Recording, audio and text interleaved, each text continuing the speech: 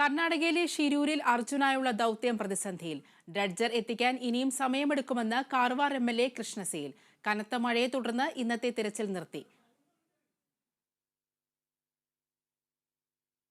വിശദാംശങ്ങളുമായി Joseph telephone line ചേരുന്നു. Joseph, ഇപ്പോൾ ഇന്നത്തെ തിരച്ചിൽ നിർത്തിയിരിക്കുകയാണ്. എന്തെല്ലാമാണ് കൂടുതൽ വിവരങ്ങൾ?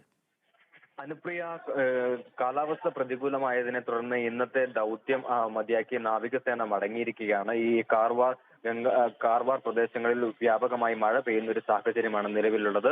ഇന്നലെ രാത്രിയും കൊങ്കൺ പ്രദേശത്ത് വലിയ രീതിയിൽ മഴ പെയ്യുന്ന ഒരു സാഹചര്യം നിലവിലുണ്ടായിരുന്നു.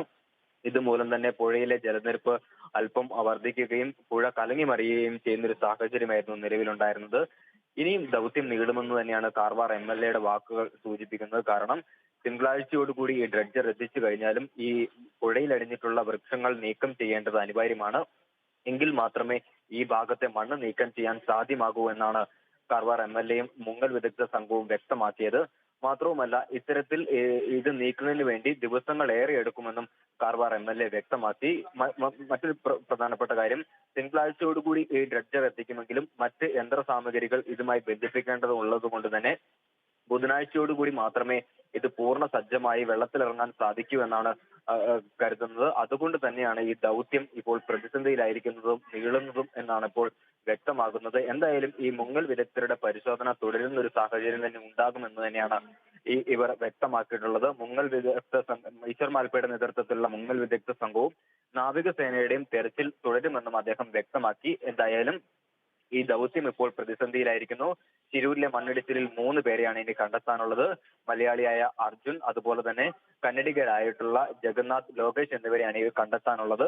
ഇവരെ എത്രയും വേഗം കണ്ടെത്തുന്നതിന് വേണ്ടി നടപടികൾ സ്വീകരിച്ചു വരുന്നുണ്ട് എന്ന് പറയുമ്പോൾ പോലും ഈ ചില യന്ത്ര സാമഗ്രികൾ എത്തിക്കുന്നതിലും മറ്റ് അനുബന്ധ പ്രവർത്തനങ്ങൾ നടത്തുന്നതിലും കാലതാമസം നേരിടുന്നുണ്ട്. മാത്രവുമല്ല, കാലാവസ്ഥയും പ്രതികൂലമായി തുടരുന്ന ഒരു സാഹചര്യമാണ് നിലവിലുള്ളത്. കഴിഞ്ഞ ദിവസങ്ങളിൽ ഇത്തരത്തിൽ അനുകൂലമായിരുന്ന ഒരു സാഹചര്യമായിരുന്നു എങ്കിൽ പോലും കൃത്യമായ ലീഡിലേക്ക് കൃത്യമായ സൂചനകൾ കേന്ദ്രീകരിച്ച് പരിശോധന നടത്താൻ സാധിക്കാതെ വന്നു.